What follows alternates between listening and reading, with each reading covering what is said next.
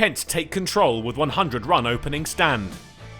Kent would have finished their innings a little disappointed. Their top order had fired, but when put under pressure, their lower order had crumbled.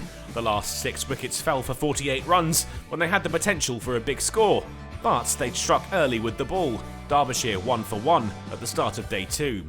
That was soon 1 for 2. Deploy out to Stewart, second ball of the day.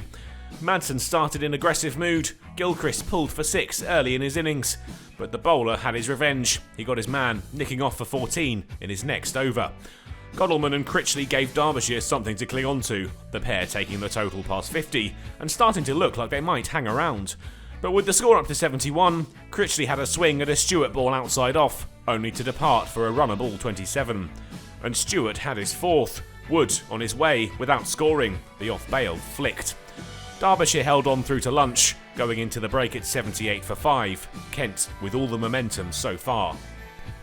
Brooke Guest went soon after lunch, out LBW to Podmore, and Derbyshire were now 6 down, still 20 runs short of 100.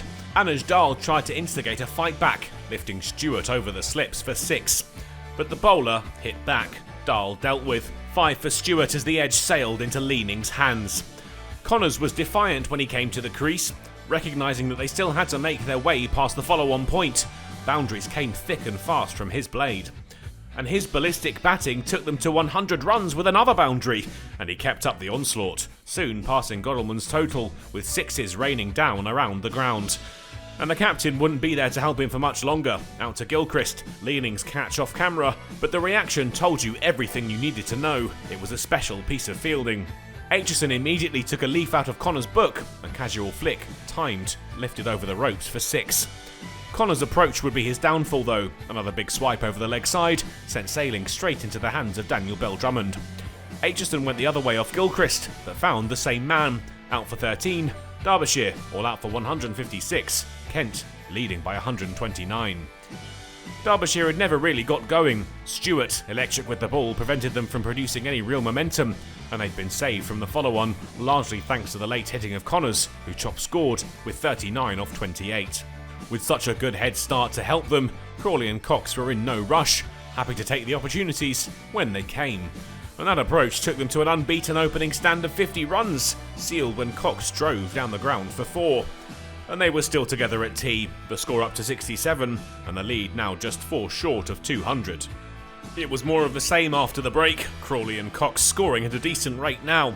Crawley was all over an Aitchison bumper, sent to the ropes to bring up a timely 50 off 79 balls. And he wasn't done there. Back-to-back boundaries off Dahl took them to the cusp of, and then beyond 3 figures. Crawley had time for one more boundary, a deft touch off Dahl, the latest in a string of good shots. But a more expansive one let him down, out for 68, handing Godalming a simple catch. Bell-Drummond joined Cox at the crease, and there was time for the opener to pick up his 50. Aitchison cut away for 1 to reach the mark of 105 balls. He signed off the day with a 6 off Critchley, a mighty blow, emphasising Kent's great position at the end of the day.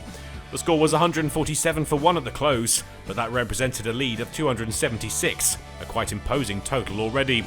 And they have 9 wickets in hand.